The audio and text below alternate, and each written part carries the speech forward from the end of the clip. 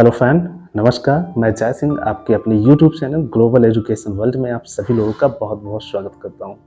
Friend, आज का session बहुत ज़्यादा इम्पोर्टेंट है क्योंकि आज के सेशन में हमारा जो टॉपिक है वो लोकतंत्र के कॉन्सेप्ट से संबंधित है।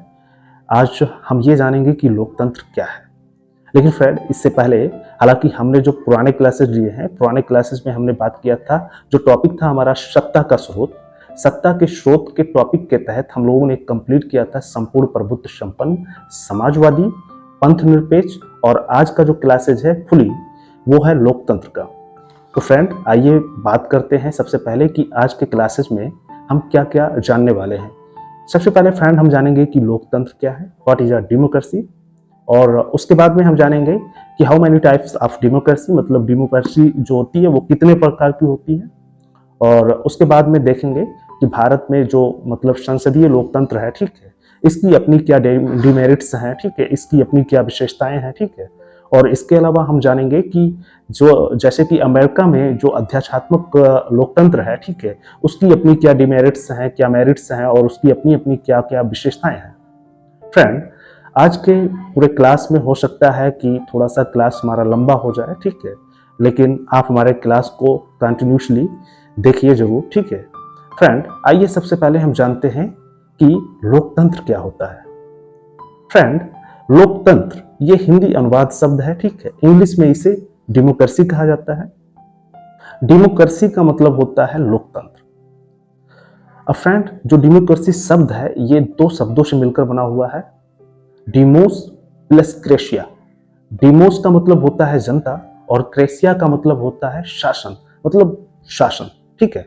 तो यहां पर अगर थोड़ा सा ध्यान दिया जाए तो एक चीज स्पष्ट हो रहा है, इसकी परिभाषा खुद अपने आप में ही स्पष्ट हो रही है कि जनता का शासन। लेकिन फ्रेंड, इसको हम थोड़ा सा और बेहतर तरीके से समझने का प्रयास करते हैं। अमेरिका के 13वें राष्ट्रपति अब्राहम लिंकन साहब ने कोट किया था, उन्होंने कहा था कि लोकतंत्र वह है कि जनता के द्वारा जनता के लिए शासन, मतलब उन्होंने जनता को सर्वोच्च बताया था। तो फ्रेंड, जनता के द्वारा जनता के लिए शासन ही क्या है, लोकतंत्र है। लोगों का एक ऐसा तंत्र, ठीक है, जो शासन संचालन से संबंधित जो भी स्थितियां हैं, ठीक है, वो सर्वोच्च स्थिति जनता में सम्मिलित हो, जनता में शामिल रहे। फ्रेंड, आइए अब बात करते हैं कि लोकतंत्र कितने प्रकार का होता है। फ्रेंड्स, लोकतंत्र मूलतः दो प्रकार का होता है। इस दुनिया में मतलब यूनिवर्सल तौर पे अगर देखा जाए तो दो ही प्रकार का मतलब डेमोक्रेसी होता है। पहला जो होता है वो होता है प्रत्यक्ष लोकतंत्र, जिसको हम कहते हैं डायरेक्ट डेमोक्रेसी, और दूसरा जो होता है उसको कहते हैं हम इनडायरेक्ट डेमोक्रेसी या अप्रत्यक्ष लोकतंत्र। फ्रेंड, जो अप्रत्यक्ष लोकतंत्र होता है इसको एक और नाम से जानते हैं, उसको प्रतिनिधि मूलक लोकतंत्र भी कहा जाता है। फ्रेंड, आइए सबसे पहले हम जानते हैं कि प्रत्यक्ष लोकतंत्र क्या है। फ्रेंड, यहां पर प्रत्यक्ष लोकतंत्र से आशय यह है कि जब जनता स्वयं शासन संचालन का कार्य करती है, ऐसे तंत्र को लोकतंत्र कहते हैं। उसके बाद में फ्रेंड्स हम ये जानते हैं कि अप्रत्यक्ष लोकतंत्र या प्रतिनिधि मूलक लोकतंत्र क्या है। फ्रेंड, अप्रत्यक्ष लोकतंत्र से यह आशय है कि जब जनता स्वयं शासन संचालन का कार्य न करते हुए जब अपने प्रतिनिधि के माध्यम से शासन संचालन का कार्य करती है, ऐसे तंत्र को लोकतंत्र या अप्रत्यक्ष लोकतंत्र कहते हैं। फ्रेंड, दोनों में मैक्रो डिफरेंस है कि मतलब यहां पर जनता स्वयं शासन करती है प्रत्यक्ष वाले में, और यहां पर अपना नहीं बल्कि एमपी एमएलए के माध्यम से शासन संचालन का कार्य करती है। फ्रेंड, आइए सबसे पहले हम लोग जानते हैं कि अप्रत्यक्ष लोकतंत्र क्या है। फ्रेंड्स, अप्रत्यक्ष लोकतंत्र का जो साक्ष्य है वो हमें प्राचीन यूनान से मिलता है। वहां पर नगर राज्य की मतलब अवधारणा थी, कॉन्सेप्ट थी, ठीक है, उसके माध्यम से ही वहां पर जो भी स्थितियां थी जनता के द्वारा स्वयं शासन, ठीक है, ये सारी स्थितियां प्राचीन यूनान में पाई जाती थी, क्योंकि वहां पर नगर राज्य की कॉन्सेप्ट थी। ये कॉन्सेप्ट की क्या थी, मतलब नगर राज्य की। तो फ्रेंड, प्लेटो जो कि वहां के बहुत विख्यात विचारक थे, ठीक है, उन्होंने अपने पुस्तक रिपब्लिक ने बताया है कि जो नगर राज्य का जो कॉन्सेप्ट है, वहां पर नगर राज्य की जो स्थिति होगी वो आदर्श स्थिति 5040 पर मानी जाएगी, मतलब 5040 व्यक्तियों की पॉपुलेशन होगी। ऐसे नगर राज्य को आदर्श नगर राज्य कहा जाएगा। फ्रेंड, यहां पर एक और सोचने वाली बात है कि ये नगर राज्य ऐसे होंगे जिसमें वर्गीकरण दो रूपों में मिलेगा हमें। मतलब ये जो 5040 लोग होंगे, आमतौर पे 5000 ही मान लेते हैं, तो ये नगर राज्य में जो पॉपुलेशन है 5000 की, ये दो तरह के लोग होंगे। इनमें पहला वर्ग जो होगा उनको स्वामी वर्ग कहा जाएगा, और दूसरा वर्ग जो होगा उनको दास वर्ग कहा जाएगा। मतलब स्वामी वर्ग और दास वर्ग। तो इस तरह से जो स्वामी वर्ग होंगे वो 20% होंगे 5000 के, मतलब 1000 लोग होंगे, और जो दास वर्ग होंगे वो लगभग होंगे 80%, मतलब लगभग 4000 लोग।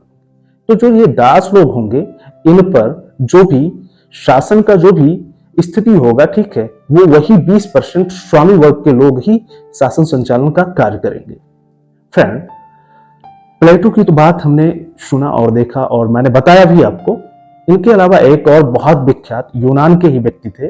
उन्होंने संपत्ति के वर्गीकरण में कुछ अपने कॉन्सेप्ट दिए थे। उन्होंने कहा था कि संपत्ति दो प्रकार की होती है। उनके पुस्तक का जो नाम था वो पॉलिटिक्स था, आप उसमें कभी पढ़ेंगे तो आपको समझ में आएगा। उन्होंने संपत्ति के वर्गीकरण में बताया है कि संपत्ति दो प्रकार की होती है। एक संपत्ति होती है उसे सजीव संपत्ति कहा जाता है, और एक संपत्ति होती है निर्जीव संपत्ति कहा जाता है। इन्होंने सजीव संपत्ति को, मतलब जो दास थे उनको पशु के समान बताया है, और निर्जीव संपत्ति में घर, खेत, खलिहान, मकान इत्यादि जो भी प्रॉपर्टीज हैं, ठीक है, वो निर्जीव संपत्ति में बताया। अब आप सोचिए, जहां से लोकतंत्र का वर्जन हो रहा है, मतलब जहां से उद्भव और विकास हो रहा है, वहां पर ही लोकतंत्र कितना खोखला था। फ्रेंड, यहां पर जो नगर राज्य की स्थितियां थी ये कुछ इस प्रकार से होती थी। यहां पर साल में 2 बार मीटिंग्स, मतलब सभाएं लगती थी। साल के शुरुआत में जो सभा लगती थी उसे एक्लीसिया कहा जाता था। इसमें स्पष्ट तौर पे विधि निर्माण का कार्य होता था पूरे साल भर के लिए। और जो दूसरा सभा लगता था वो वर्ष के अंतिम समय पर लगता था, मतलब वही नवंबर-दिसंबर के आसपास, ठीक है। और ये जो समारोह होती थी इसको हीलिया कहा जाता था। इसमें ये देखा जाता था कि जो पूरे साल भर के लिए रूल, रेगुलेशंस और इत्यादि जो भी नियम कानून इत्यादि चीजों को बनाया गया, ऐसा तो कुछ नहीं है कि कोई व्यक्ति उसे फॉलो नहीं किया है। अगर ऐसा पाया जाता था तो उनको दंड दिया जाता था, सजा का प्रावधान रखा जाता था। ये सब सारी स्थितियां। फ्रेंड, यहाँ पर यह जानना है आपको कि यहाँ पर डायरेक्ट डेमोक्रेसी की बात की गई है, प्रत्यक्ष लोकतंत्र की। प्रत्यक्ष लोकतंत्र मतलब जनता स्वयं शासन। तो वहां पर ऐसे नगर राज्य हुआ करते थे जहां की आदर्श पॉपुलेशन जो होती थी वो 5000 के आसपास में होती थी। अब आज के समय में सोच लीजिए कि वैश्विक स्थिति को अगर थोड़ा सा ध्यान दिया जाए तो आज के समय में प्रत्यक्ष लोकतंत्र संभव ही नहीं है। आप सोचिए कि भारत की इस समय जो पॉपुलेशन है 140 करोड़ के आसपास पॉपुलेशन है। वहीं पर अगर थोड़ा सा बात किया जाए चाइना का, अमेरिका का, रशिया का, कनाडा का, ठीक है, तो इस दुनिया में कहीं भी मतलब प्रत्यक्ष लोकतंत्र संभव नहीं है। इसी वजह से वर्तमान समय में लगभग 99% जो कंट्री है वो कहीं ना कहीं अप्रत्यक्ष लोकतंत्र के तहत अपने शासन संचालन का कार्य करते हैं। फ्रेंड, फिर भी एक क्वेश्चन यहाँ पर बनता है कि जो प्रत्यक्ष लोकतंत्र है वो वर्तमान समय में अगर कहीं पर दिखाई पड़ता है तो वो कौन सा जगह है? तो फ्रेंड, वर्तमान समय में स्विट्जरलैंड जो है वहां पर कुछ सभाएं पाई जाती हैं।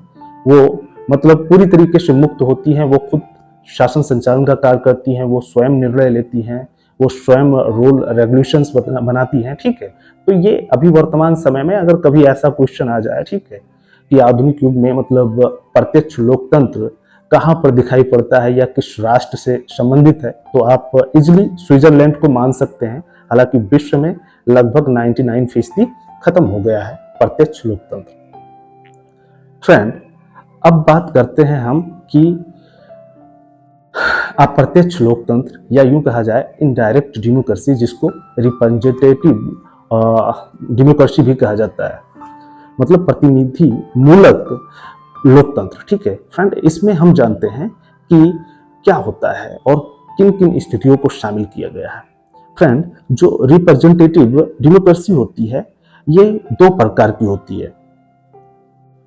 तो हमने पहले ही बात कर लिया था कि जो डेमोक्रेसी होती है वो दो प्रकार की होती है, एक प्रत्यक्ष लोकतंत्र, एक अप्रत्यक्ष लोकतंत्र। अप्रत्यक्ष लोकतंत्र को ही प्रतिनिधि मूलक लोकतंत्र कहा जाता है, और जो प्रतिनिधि मूलक लोकतंत्र या अप्रत्यक्ष लोकतंत्र होता है ये पुनः दो प्रकार का होता है। तो फ्रेंड्स, पहला जो होता है उसको संसदीय लोकतंत्र, जैसे ब्रिटेन है, भारत है, ये एक संसदीय लोकतंत्र है, पार्लियामेंट्री डेमोक्रेसी है।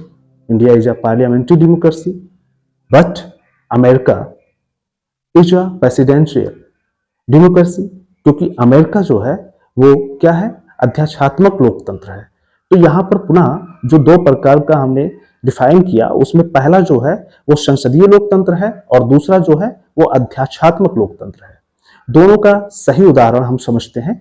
जो संसदीय लोकतंत्र है उसका सबसे बेस्ट उदाहरण ब्रिटेन है, भारत है, जबकि जबकि अगर बात किया जाए अध्यक्षात्मक लोकतंत्र की तो इसका जो बेहतर उदाहरण है वो अमेरिका है। तो इस तरह से फ्रेंड हम लोग समझते हैं, आगे इसके विशेषताओं को जानते हैं, और बहुत ही इंपॉर्टेंट टॉपिक है। आपको मैं बता दूं, सारे एग्जाम्स के लिए, सारे कॉम्पिटेटिव एग्जाम्स के लिए, चाहे वो यूपीएससी हो, पीसीएस हो, बैंक हो, रेलवे हो, पीओ हो, एसएससी हो, क्लर्क हो, उम्मीद करता हूं कोई भी कॉम्पिटेटिव एग्जाम है उन सभी एग्जाम्स के कंट्रीब्यूशन बहुत ज्यादा इंपॉर्टेंट, सारी चीजें आप लोगों के समझ में आई हो। आई होप कि आप लोग पसंद भी करते हैं। तो इस वजह से मैं अब अपने क्लास को विराम देता हूं और आप लोगों से इजाज़त लेता हूं, और मिलते हैं अगले ही क्लास में। तब तक के लिए नमस्कार, जय हिंद, जय भारत।